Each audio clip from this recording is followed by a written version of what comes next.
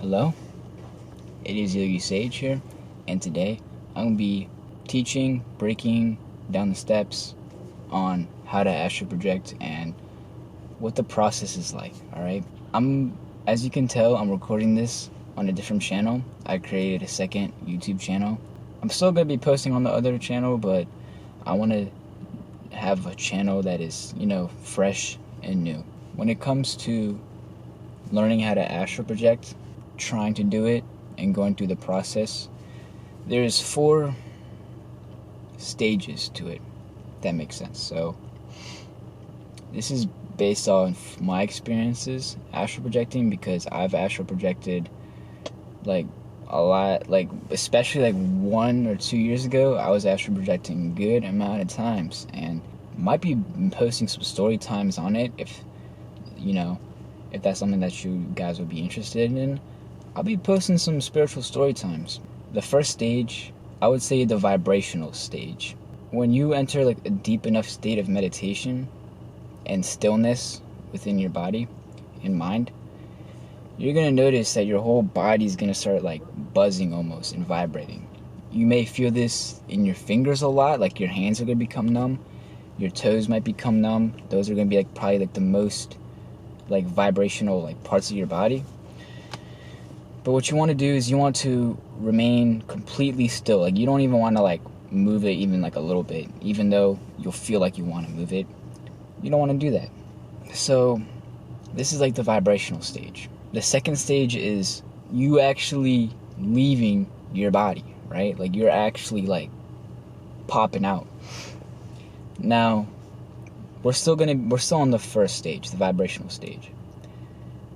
The transition from the vibrational stage to the jumping out phase, you're going to notice that there's going to be absolutely no thoughts. First of all, your body is going to be completely vibrating, and you might start to, for me at least, start to see like little like colors. I don't know how to explain. You'll see like with your eyes closed, you'll see like red and like green like colors kind of like swooshing and like moving around. That's normal. That'll happen. It might not happen to you, I don't know, but for me, that happens. 2, sound is going to be like a little bit weird. It's going to be almost like, I don't know like why this happens, to be honest, but your sounds are kind of like get distorted maybe, or like softened. You're kind of like, your senses are kind of like different. And once you reach that state, if you go that deep into meditation, which I'm going to be explaining like how to do, I'm just going over the steps right now. That's your ticket. That's your ticket out right there when you reach that state. So you reach this state of deep meditation, which I'm going to be going over like how to do. Your body's vibrating, you're completely still, you're like, your senses is kind of distorted almost. Now there's different ways. There's no right or wrong way to do this, to leave. But what I like to do is, say you're just like laying down. I prefer laying down or sitting down in meditation, whatever. You want to imagine moving, but without actually moving. Like you're moving your arm without actually moving your arm. Like you want to like get up, like actually get up without like actually getting up. This is going to be like your astral or like your energy body moving, but keeping your physical body still. I don't know like why this works, but it definitely works because when you do it, one of those times it's going to be you that actually moves, and you're actually going to be popping out. That's one way. Second way is to pretend like you're grabbing like a rope and you're like pulling up, but at the same time you're not actually moving your body. You're like pushing like up and up and up without actually moving. 3, you can focus on something physical in the room. You're just focusing on maybe like a water bottle or something like that, and then you want to pretend like you're going to it, like to the physical object that is there. And There's another way. I don't think I've ever even used this way, but I can't remember it off the top of my head. But there's another way. Like I said, there's no right or wrong way to do it, but those were just some of the techniques that I told you. But the whole point, like pretty much the whole important thing, is the setup. The better you can reach that state of just complete vibration and like your senses, like your hearing's a little bit like like distorted a little bit, that is what's gonna make it so you can astral project a lot better. That's like the key factor right there. Okay, so we're on to stage 3, which is actually astral projecting. Like you're actually out of your body, right? The way that you're gonna know, and I don't want to since you probably obviously haven't astral projected if you're watching this video, I don't want to blow your imagination up and talk too much about it, because I don't know, maybe you might, it's going to take a few tries. It's not like you're going to get it first try, and I don't want it to be like you dream or something, or like your imagination and you don't actually do it. But one thing that you will see first, obviously, is your body. You're going to see your body. 2, you're going to see the silver cord. If you don't know what the silver cord is, it's basically your soul and then your body, and there's a cord attached to your body. So boom, you leave. That silver cord is what makes it so you can't get lost or you can't get stuck when you're outside your body. So it kind of reels you back in. Now, if your silver cord gets cut, you're dead. Like you can't go back to your body. It's over. It's done. Once that cord is cut, it's over. Now, I don't like to tell people that your soul leaves. I like to say that your consciousness leaves, and this is because people think when you're astral projecting, you can just get possessed. That's not true. That's not how, it doesn't work like that.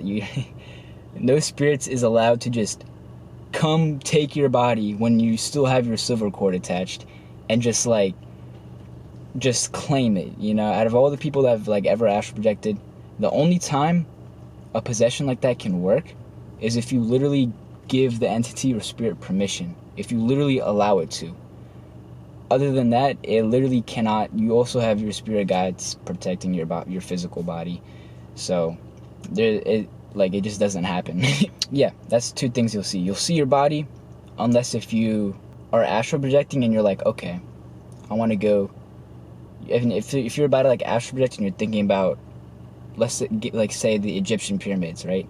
You'll instantly go there. You'll teleport there. But most times people are just gonna not do that, and they'll literally just be right in front of their body. So you'll see your body. If you don't, you're gonna see your silver cord attached to your body, or you'll just see your silver cord in general. So now you're in the astral plane, you're doing whatever, right? This is the 4th step. It is the returning back to your body, okay? You don't really have to worry about this step if you want to be completely honest with you.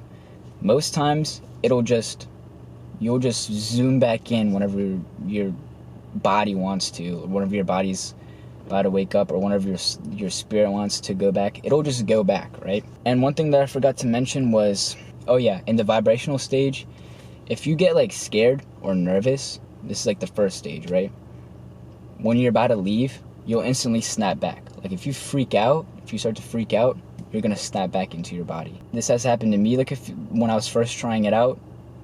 Astral projection might take a few times. It's something that you have to practice. If you get it first time, then you're a natural. It took me probably a week to do. Whenever I did it, the first time I did it, I actually didn't even mean to do it, which was funny. I was trying for a week, couldn't do it, and then I accidentally did it. So yeah, so you don't want to freak out. If you freak out, you're just gonna snap back into your body. So anyways, back to the 4th stage. My bad about that. You don't have to really worry about it. Now let's say you're really conscious and you're really out, and you notice that you're not going back to your body. What you have to do is, in the astral plane, you'll understand this completely. You have to set an intention and just say, I am returning back to my physical body, right? You just say it. You just set the intention to go back to your physical body. Either you're going to do it, either one of like the divine, but like there'll be like some entities there that'll do it for you. Though something is gonna happen, right? Now, when this happens, you're gonna feel your what's it called? Your soul, your spirit, consciousness, whatever you want to call it, in the higher dimensions or the other dimensions or whatever you are, be like sucked in back into the 3D physical reality, and you're gonna like jump into your body, and it's kind of like a jolt. Like, I don't know, it's kind of like, it's pretty like jarring, I guess you can say. At first, if you're not used to it, it'll be like, whoa, you know. It'll be like, whoa. But so yeah, you'll literally see and feel yourself get like pulled and like sucked back in, which is exactly what the silver cord is doing. It's pulling you back into your body. But like I said, if it's like your first couple times doing it, you don't have to worry about that, because 9 times out of 10, you're just gonna snap back into it, snap back into your body. That is pretty much the phases and the steps. Now, to reach the vibrational stage, your body has to be vibrating at a certain frequency, and there has to be a certain looseness between your body and your consciousness, okay? So what that means is you have to know how to meditate. If you don't know how to meditate, you have to learn how to meditate to astral project. Like, astral projection is not something that you can just do out the blue unless someone is guiding you, maybe. Frequencies help. Astral projection frequencies help a lot. I would definitely fast for like 1 or 2 days beforehand. Drink some lemon water mixed with some honey water beforehand, just to clear out any toxins, because the less there is in your body, the less you're not carrying as much density, and there's less attachment on your body, making it easier to what's it called? Sorry, I got a call. To leave. And basically